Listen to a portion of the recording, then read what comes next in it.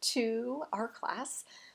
This is going to be a short video that's just going to go over some of the core stuff with the syllabus. I'm not going to read it to you. I'm just going to highlight a few areas, and I'm just looking around in my book that I want to show you. Stay tuned. I'm back. I think the most important thing that people want to know is, what do you need to do in order to get ready for the materials for the class?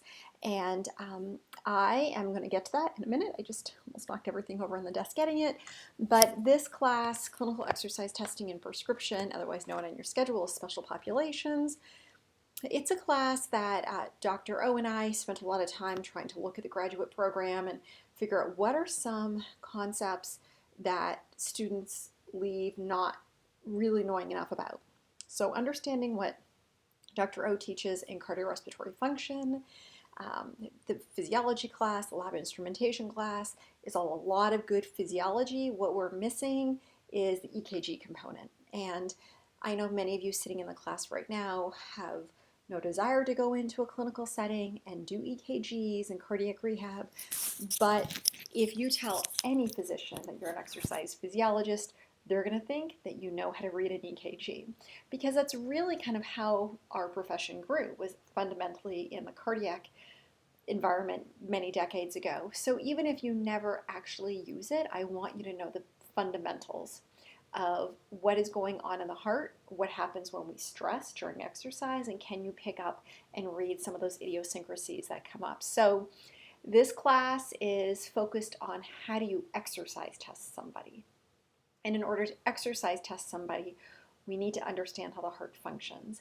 So most of you have some background on, blood pressure and heart rate and all of that good stuff, but I am going to go really slow. We're going to do short lectures every week on a different aspect of how the heart functions. You will slowly get to see how this works.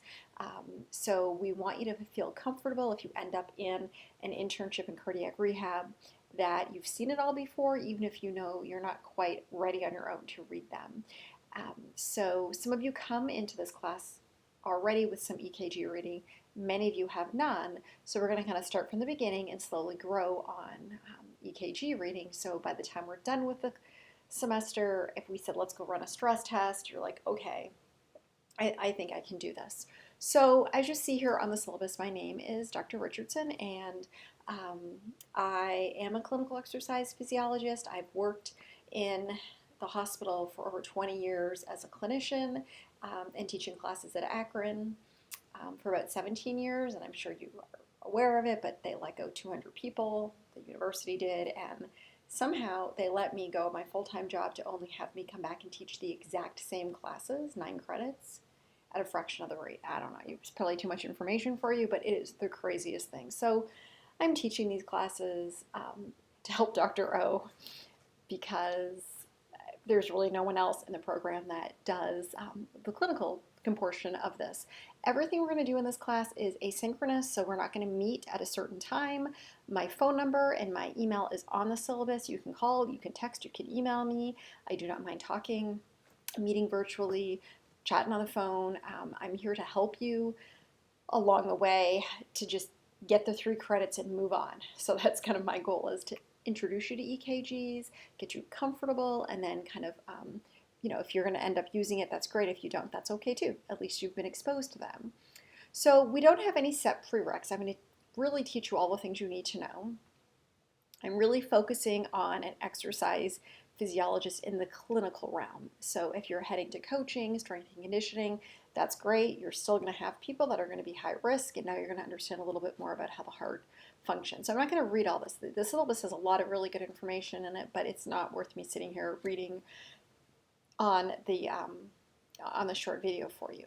But I want to take a look at the textbooks, which is what I frantically had to go and get. So this is the book that, there we go. This is the book that our lectures are going to come out of.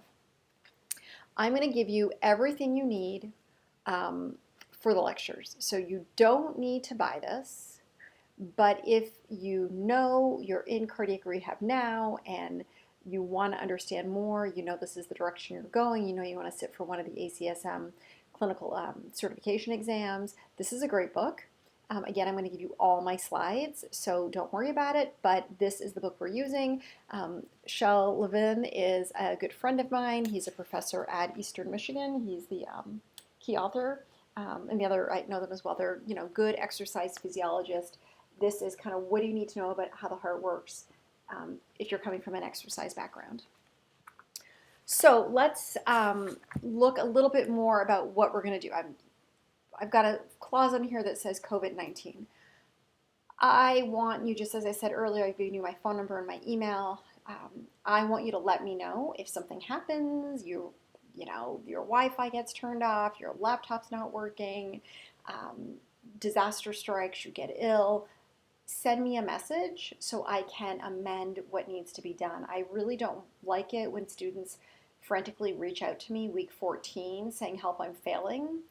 And I said, I'm sorry, you're failing. It's week 14. The class is pretty much over. So I will be as accommodating as need be. I know learning out of your home is not ideal. I know learning online has its benefits because it's convenient.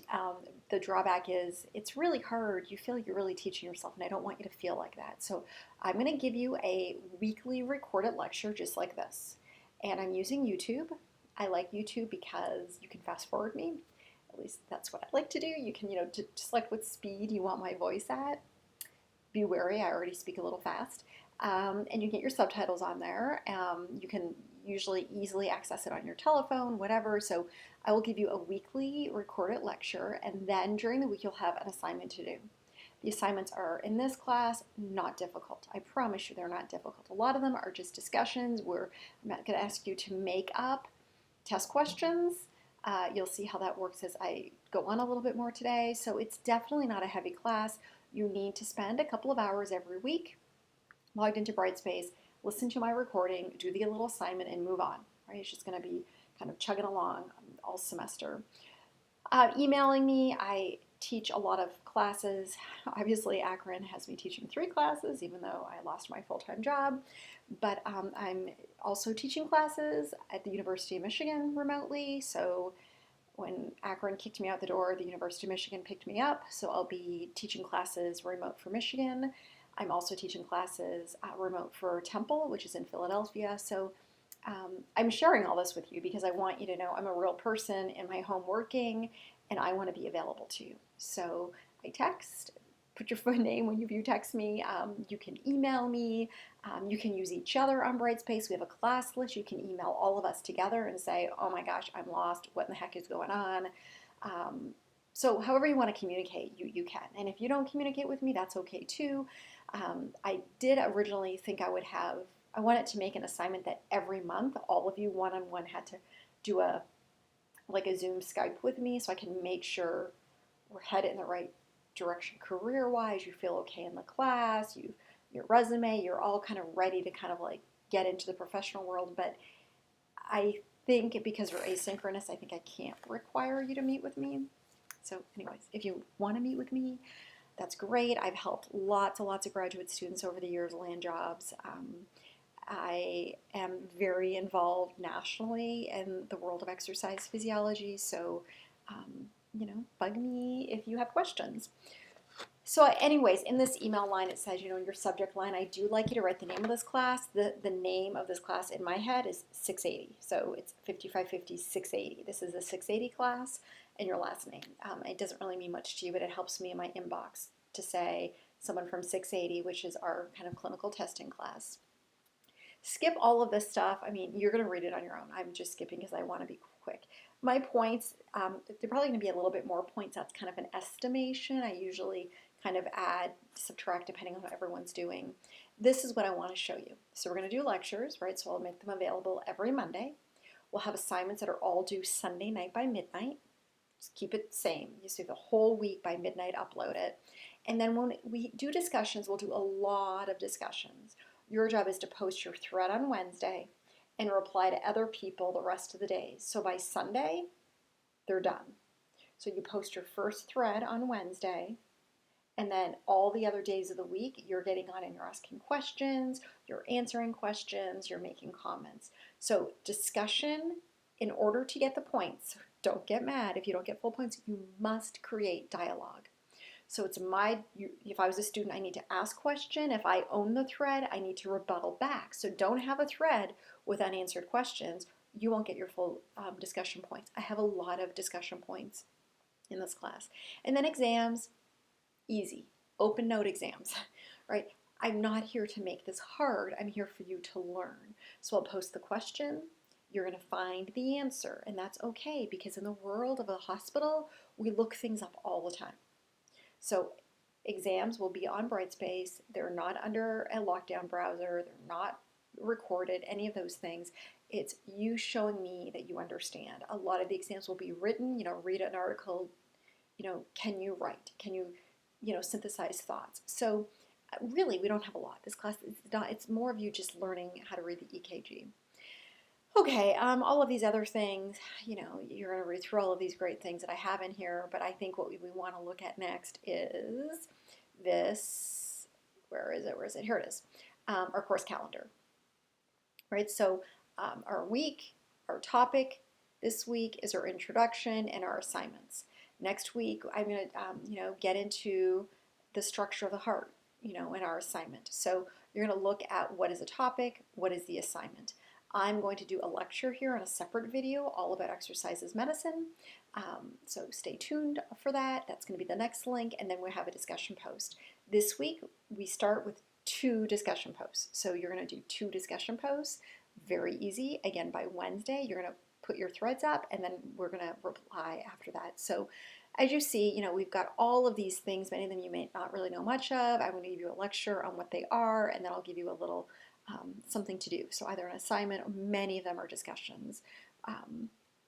So I like EKGs, but it doesn't mean that you're going to like them. They're not hard at all. You just have to stay on top of it, and I teach you a skill, and the next you just keep adding. So we won't get into the EKGs for a couple of weeks, but that's the goal of this class. We've had many students graduate with their masters and want to go on to sit for one of the exams, and their feedback is our program did not give them any EKG rating.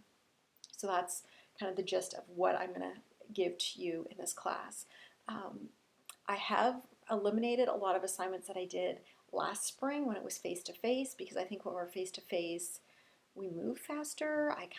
Professors push you through, and I do feel that learning asynchronous, professors need to be aware that we're not overloading you with too many assignments and not enough explanation. So since we're not meeting in real time, I really have lightened the load of this class. So you're still getting everything you need, but I think it's a little bit more manageable than the speed of which I would go if I had you for 90 minutes, or actually it'd be more than that, in the evening, and then we'd be in the lab and we'd be doing papers and all of these things. So I tried to balance it a little bit. Anyways, that's the syllabus. So again, we're going to have 2 discussion posts, and I'm going to post a lecture here for you to read next. If you have any questions, please don't hesitate to reach out to me. If you have questions about the degree, about your career, about internships, all of those things, I can help you. Again, even though I lost my job here in August as one of the core professors, I am not serving as any of your advisors. I'm here to help you understand what you need to be doing in the class, especially for those that want to go into research, clinic, open your own business, all of these great things. I'm here to help you.